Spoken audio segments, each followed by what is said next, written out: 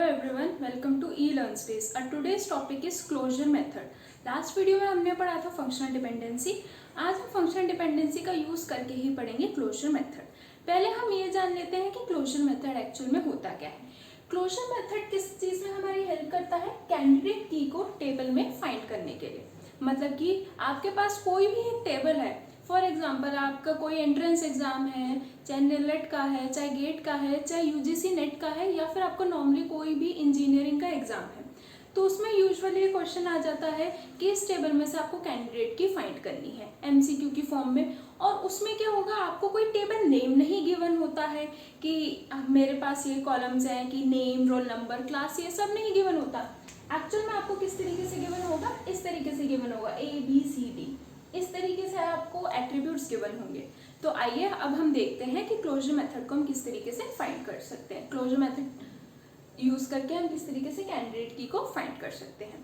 First मेरा यहाँ पे एग्जांपल है, एग्जांपल 1 में, कि मुझे क्या करना है. यहाँ पे मेरी एक ये टेबल गिवन है, R यानी कि रिलेशन. ये मैं अपने पहले की भी और वीडियोज में भी बता चुकी हूँ कि R का क्या है? रिलेशन. रिलेशन यानी कि टेबल. और ये सब क्या है? मेरे एट्रीब्यूट्स हैं. अब मुझे इसके थ्रू ये फाइंड करना है कि इसमें से हमारे कैंडिडेट्स की क्या हो सकती है. तो अब अगर हम यहाँ पे देखेंगे तो ABC, यहाँ पे क्या दिया हुआ है? A determines B, B determines C और C डिटरमाइंस A. तो पहले अब हम अपना फर्स्ट एग्जाम्पल को सॉल्व करते हैं क्लोजर मेथड के थ्रू. क्लोजर मेथड को हम किस तरीके से भी डिनोट कर सकते हैं? प्लस के साइन से. यानी कि मुझे A का क्लोजर निकालना है तो मैंने यहाँ पे क्या लिख दिया? A प्लस लिख दिया. अब फर्स्ट क्या गिवन है यहाँ पे? मुझे A किसको डिटरमाइन कर रहा है? B को. अगर A मेरा B को डिटरमाइन कर रहा है, इट मीन्स कि B आ जाएगा यहाँ पे. अब A को भी डिटरमाइन करेगा. क्यों? Because of the reflexive property. तो यहाँ पे मैंने क्या लिख दिया? A भी लिख दिया. अब हम नेक्स्ट चेक करेंगे. अब मैंने यहाँ पे लिखा है B. तो क्या जो B है वो किसको डिटरमाइन कर रहा है? C को डिटरमाइन कर रहा है. तो यहाँ पे क्या आ जाएगा? C. अब C किसे डिटरमाइन कर रहा है? D को. अगर C मेरा D को डिटरमाइन कर रहा है तो यहाँ पे क्या आ जाएगा? D आ जाएगा. आई होप ये आपको समझ में आया होगा. ये हमने क्यों यूज किया? Because of the transitive property. Transitive property के थ्रू हमने ये रिजॉल्व करा. इसका क्या मतलब हुआ? A is the कैंडिडेट की. A क्या है? मेरी एक कैंडिडेट की है. अब नेक्स्ट ऐसे हम फाइंड करेंगे B का क्लोजर. पहले हम लिख देंगे B determines B because of reflexive property. अब B किसे डिटरमाइन कर रहा है? C को. तो हमने यहाँ पे क्या लिख दिया? C. अब नेक्स्ट है C किसे डिटरमाइन कर रहा है? D को डिटरमाइन कर रहा है. तो यहाँ पे क्या आ गया? BCD. तो क्या ये मेरा कैंडिडेट की है? नहीं, ये मेरी कैंडिडेट की नहीं हो सकती.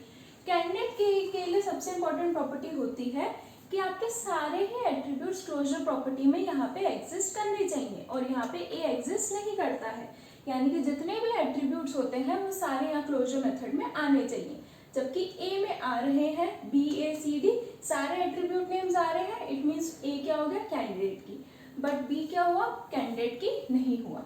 ऐसे ही अब हम C के लिए भी चेक करेंगे. C के लिए सबसे पहले हमने लिखा C एंड फिर C किसे डिटरमाइन कर रहा है? D को. अब नेक्स्ट हम आते हैं D पे. D किसे डिटरमाइन कर रहा है? सिर्फ और सिर्फ ये D को ही डिटरमाइन कर रहा है. आई होप ये आपको समझ में आया होगा. इससे हमें क्या पता चलता है कि A इज द कैंडिडेट की. सिर्फ A ही मेरी क्या है? यहाँ पे एक कैंडिडेट की है. अब हमें क्या करना होता है? एक गलती क्या होती है हम सबसे कि हम क्या करते हैं? सिर्फ हमें एक कैंडिडेट की मिल गई तो बाकी का हम चेक नहीं करते हैं. हमेशा सारे ही प्रॉपर्टी, सारे ही एट्रीब्यूट्स के लिए चेक करो. रीजन मीन कि हम क्यों चेक करते हैं? क्योंकि हो सकता है एक टेबल में एक से ज्यादा कैंडिडेट की एग्जिस्ट करती हो. आई होप ये आपको समझ में आया होगा कि हमने किस तरीके से करा है. अब हम आते हैं अपने सेकेंड एग्जाम्पल पे. यहाँ पे हमें क्या गिवन है? R, A, B, C, D. यानी कि टेबल क्या है हमारी? R और इसमें भी एट्रीब्यूट्स वही है. अब इसमें फंक्शनल डिपेंडेंसी किस तरीके से गिवन है हमारी? A determines B, B determines C, C determines D and D determines A। अब इसमें भी सबसे पहले हम किसका क्लोजर फाइंड करेंगे, अपना A का ही क्लोजर हम फाइंड करेंगे। तो अगर हम A का क्लोजर देखें तो क्या आएगा मेरे पास, B, B किसको डिटरमाइन करता है, C को, तो C, C किसे डिटरमाइन करता है, D को, तो D एंड D किसे डिटरमाइन करता है, A को, तो A। तो A क्या हो गया मेरा, कैंडिडेट की हो गया।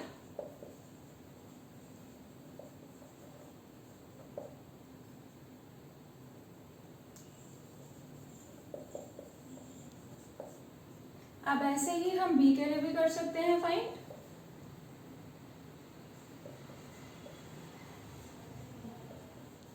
ये भी क्या हो गया मेरा, कैंडिडेट की। ऐसे हम C के लिए भी फाइंड कर सकते हैं।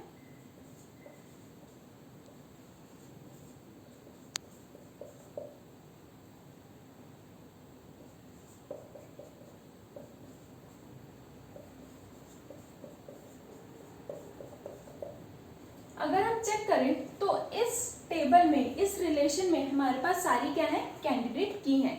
तो इसका क्या मतलब हुआ, A, B, C, D are candidate की।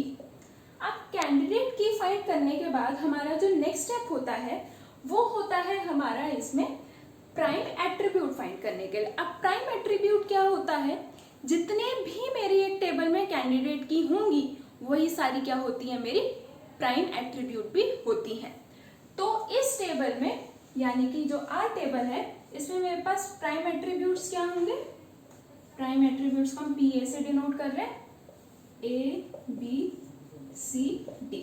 और नॉन प्राइम एट्रीब्यूट्स क्या होंगे इसमें हमारे पास, कोई भी नहीं होंगे, तो क्या हो गया, नन। अगर हम फर्स्ट एग्जांपल की बात करें तो इसमें हमारा प्राइम एट्रीब्यूट क्या होगा, सिर्फ A होगा। क्यों, क्योंकि A ही सिर्फ क्या है, मेरी एक कैंडिडेट की है। अब हम बात करें अगर नॉन प्राइम एट्रीब्यूट्स की, तो नॉन प्राइम एट्रीब्यूट्स क्या होंगे इसमें, B, C और D। आई होप आपको ये दोनों एग्जाम्पल समझ में आए होंगे और पता चला होगा कि हम किस तरीके से इसमें अपनी क्लोजर मेथड से अपनी कैंडिडेट कीज को फाइंड करते हैं। अब हम अपने लास्ट एग्जाम्पल पे आते हैं, थर्ड एग्जाम्पल पे। थर्ड एग्जाम्पल अगर हम देखें तो बहुत ही एक अच्छा एग्जाम्पल है क्लोजर मेथड को और अच्छे से समझने के लिए।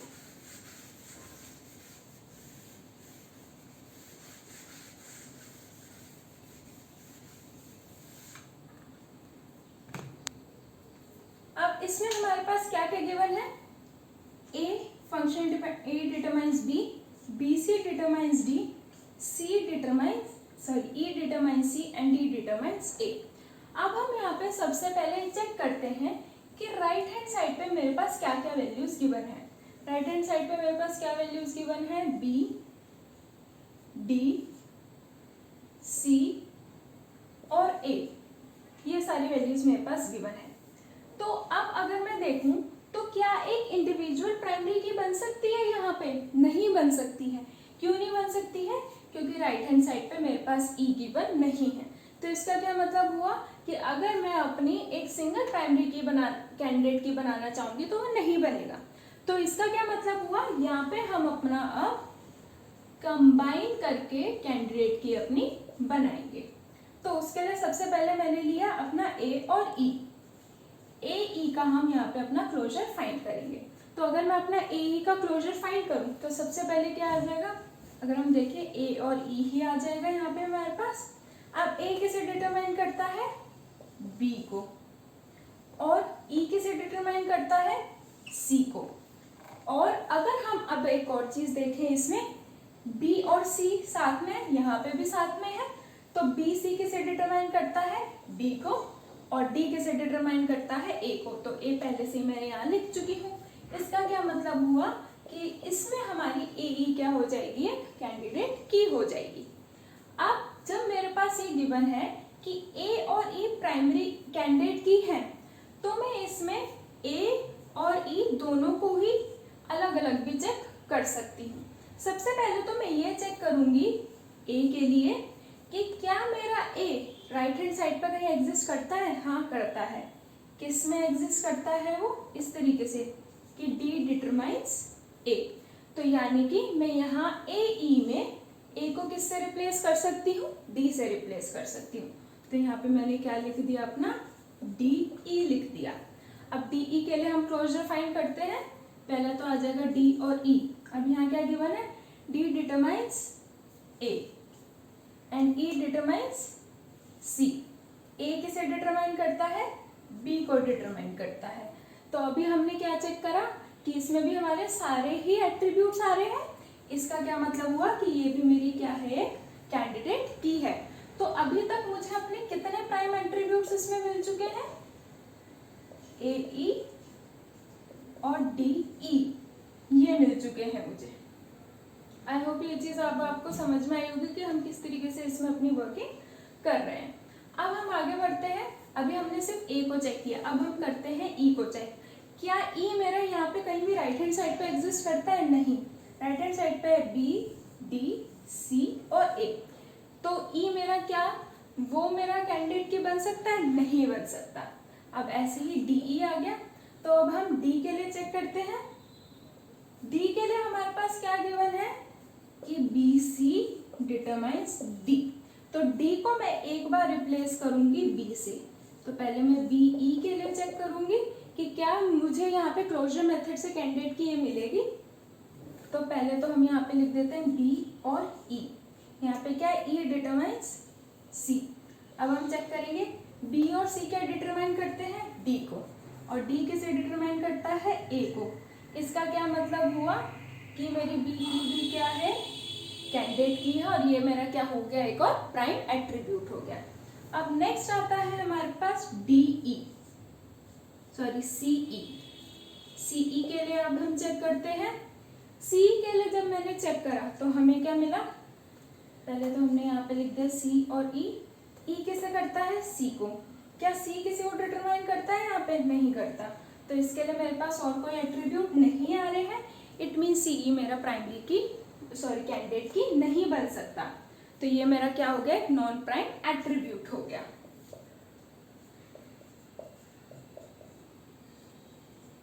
आई होप आपको ये तीनों एग्जाम्पल से समझ में आया होगा कि हम क्लोजर मेथड किस तरीके से यूज करते हैं, कैंडिडेट की हम क्लोजर मेथड यूज करके किस तरीके से फाइंड कर सकते हैं। फंक्शनल डिपेंडेंसी अगर आपने लास्ट वीडियो में नहीं देखी है तो प्लीज पहले उसे चेक कर लीजिए, तभी आप यहाँ पे फाइंड कर सकते हैं कि फंक्शनल डिपेंडेंसी क्या होती है और उसको हम किस तरीके से यूज करते हैं। Thank you friends.